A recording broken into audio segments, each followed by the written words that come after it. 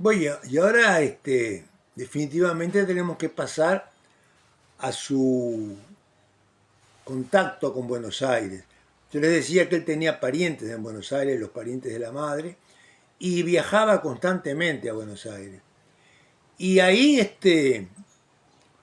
aprovechaba justamente, y ahí se puso en contacto con los que ya conocía, con Troilo, con Piazzolla, y fue a ver fue a ver actuaciones de Troilo, fue a ver actuaciones de Piazzolla. Y Troilo quedó encantado. Fueron los dos amigos que él siempre dijo que más le habían encantado, o sea, tanto Troilo como Piazzolla, con distintas personalidades, son totalmente diferentes uno del otro. Sin embargo, eh, musicalmente para él era lo más exquisito, lo mejor. La cuestión es que el contacto con Piazzolla fue realmente mágico, porque después de su actuación, de una actuación de Piazzolla en Buenos Aires, él vivía en Mar del Plata. Originalmente era de Mar del Plata, la familia era de Mar del Plata. Lo invitó a su apartamento en Mar del Plata y ahí empezaron a hablar de tango y empezaron a hablar de lo que pensaba cada uno. La cuestión es que de ahí surgió una relación que le llevó a componer lo que va a ser la opereta María de Buenos Aires, que va a ser una opereta, una especie de espectáculo tanguero, pero que tiene muchas, o sea, es un relato teatral con tangos, con canciones, todas canciones originales, hechas justamente por ambos. Y bueno, y eso tuvo un éxito eh, importante. No le digo fue brutal, pero tuvo éxito. En Buenos Aires más que nada, que fue donde a Piazzolla no lo querían ni ver. Y bueno, y ahí Piazzolla quedó encantado con Ferrer y le dijo, bueno, a partir de ahora yo te propongo algo. Durante 5 años vas a escribir exclusivamente para mí. Y bueno, y después sí, hacer lo que quieras, pero durante 5 años me vas a escribir para mí. Y bueno, y así surgió esa relación que trascendió, no solamente estaban en Mar del Plata, estaban en París, o sea, viajaron para presentar justamente las obras, y ahí escribieron lo mejor, o sea, las obras más famosas, las más conocidas, bueno, Libertango, eh, El hombre de la bicicleta blanca, les digo algunos títulos, este, bueno, el chiquilín de Bachín y la famosa balada para un loco, o sea, estoy hablando de las más importantes, pero escribieron cantidad de temas juntos, y bueno, y lo que los catapultó definitivamente fue la balada para un loco, que se presentó en Buenos Aires, en el Luna Park, y que es un concurso tanguero, eh, y era uno de los participantes. El tango, la balada para un loco, la cantaba Amelita Baltar, una novedad, una muchacha joven que venía del folclore, pero que Piazzolla le encantó la voz y dijo, esta va a cantar el tema. Y bueno, y la cantó maravillosamente, o sea, eh, fue un éxito tremendo. No tanto el éxito en el Luna Park, porque en el Luna Park, ¿qué pasaba? La platea, las primeras filas, todos los que estaban en las primeras filas, eran los seguidores del tango tradicional, que no querían saber nada con Piazzolla. Entonces ahí lo de las primeras filas chiflaban en vez de aplaudir. Pero sin embargo el resto del público, los de atrás, los de la otra platea, lo aplaudieron. No salió, ganó el premio, la balada para un loco. No lo ganó en los hechos, pero la popularidad a partir de ahí tuvo un éxito tremendo, o sea, se difundió, lo versionaron cantidad de cantores. Sin ir más lejos, el polaco Goyeneche, al otro día de haberlo escuchado en el Luna Park, salió a hablar con Piazzolla, que él lo quería cantar. Y bueno, y ahí arreglaron y terminaron cantándolo. O sea, que, y aparte para mí personalmente, me parece que las dos versiones, tanto la de Amelita Baltar como la del polaco, son realmente las mejores. Ya cantó un pueblo, ¿eh? Muy bien Raúl Lavie, muy bien varios, Rosana Falasca, muy bien varios. Pero uno tiene que elegir. Y cuando te dan a elegir, a mí personalmente, esas dos versiones, tanto sea la de Melita Baltar como la del polaco, fueron las más llamativas, las más importantes. Bueno, esa, esa, ese contacto o esa reunión o ese lazo que se creó con Piazzolla aparte no le prohibió a Ferrer hacer sus propias cosas. O sea, eh, aparte de ser compositor de canciones, de tangos, hizo también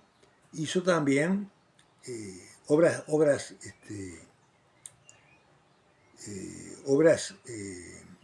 escritas, o sea, literatura, escribió libros.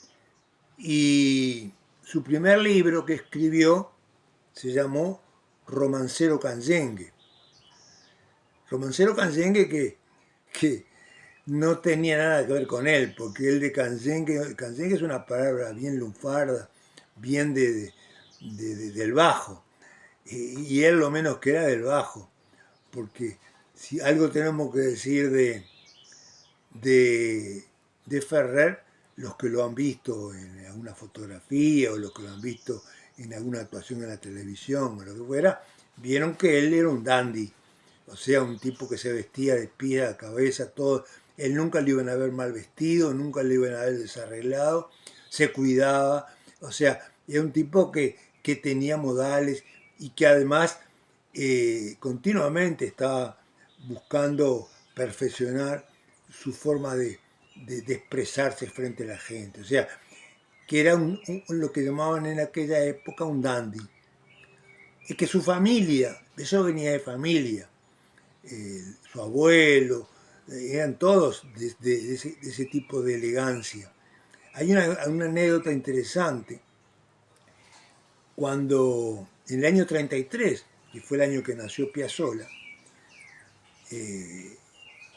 un día estaba paseando la madre y el padre de Piazzolla con el abuelo que era también un individuo que andaba siempre de traje, corbata, sombrero, golilla, o sea, todo lo elegante que se puede ser, sobre todo en aquella época, estamos hablando del año 30.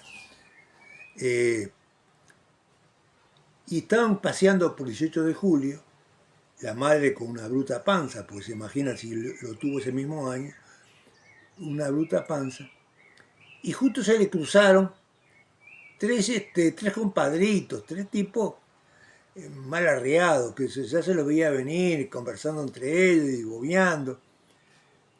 Y uno de ellos se adelantó y se le paró frente a la madre y le dijo, le cantó, varón, pa' quererte mucho, varón, pa' desearte bien. O sea, la milonga de Mansi, ¿no? Y eso la verdad que le causó una impresión, sobre todo al abuelo.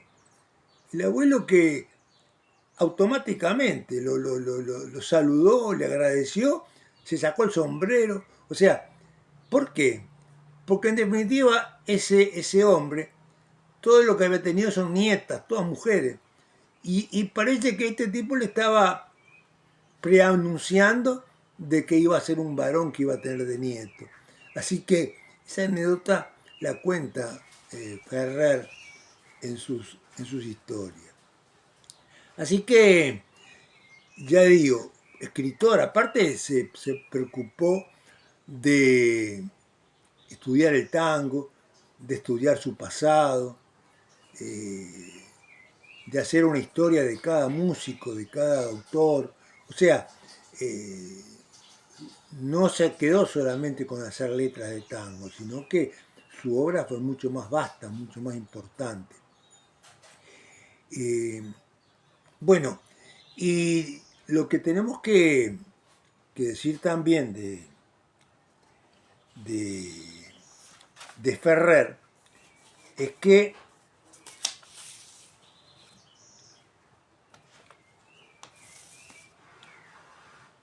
era muy considerado, porque él personalmente sabía que no era un tanguero hecho y derecho.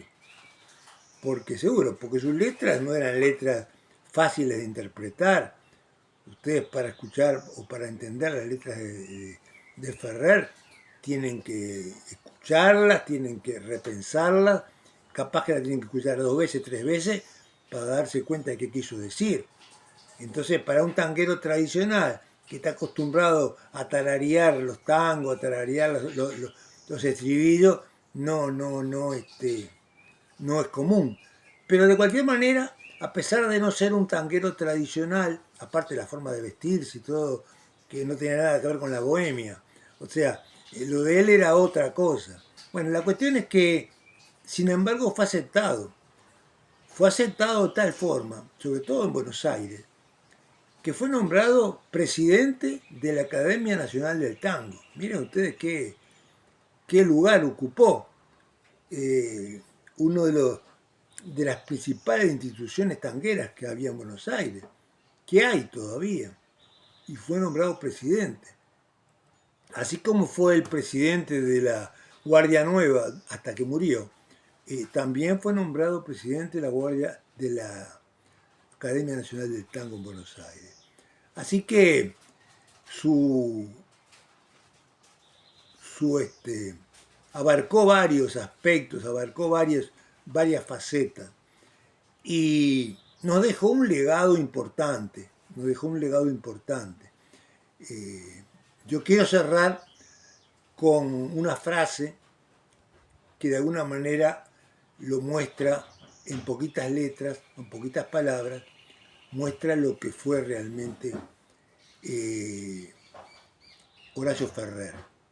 Y me refiero a un conocido, Alejandro Dolina, un periodista que más que periodista es comunicador, y bueno, y la mayoría de la gente sabe de qué estoy hablando porque tiene 80 y pico de años y sigue trabajando como en la radio, en el teatro, en todos lados. O sea, viene a Montevideo y cada vez que viene a Montevideo llena los teatros. O sea, bueno, Dolina, que tiene méritos para decir lo que dijo, referido a Ferrer, dice lo siguiente: es poeta todo el tiempo, él es la poesía. Y realmente es así. Ustedes lo escuchaban hablar a Ferrer y no era una conversación insignificante, una conversación sencilla. Al contrario, él hablaba siempre y empleaba esos términos y esas palabras, aparte una elocuencia para hablar, digno de un personaje diferente. O sea, no era uno más, era uno diferente. Bueno, ese era nuestro Horacio Ferrer, que no sé si es tan reconocido, yo creo que sí, pero ese era Ferrer. Bueno, señores, Nos vemos en la clase que viene. Chao.